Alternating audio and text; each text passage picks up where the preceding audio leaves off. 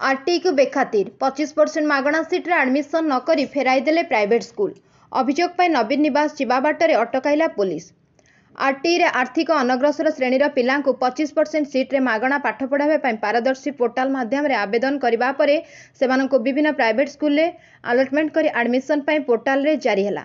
Jar जो school admission portal दृश्यमान है अभिभावक मैंने से सब प्राइवेट स्कूल जाए देखा करने पर स्कूल मैंने सीट नहीं कही फेराई देले।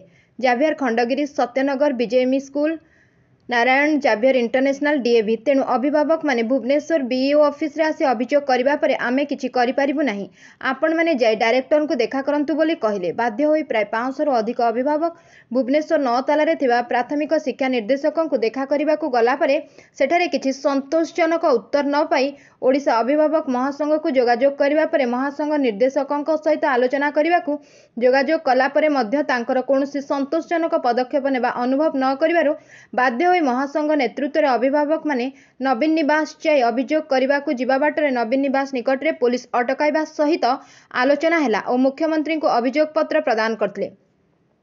अभियोग उपरे एलिमेंटारी डायरेक्टर ज्योतिरंजन मिश्र सहित ओडिशा अभिभावक महासंघ सभापति वासुदेव भट्ट कार्यकारी सभापति प्रसन्न विषय संध्या 6:30 रे आलोचना करथिले।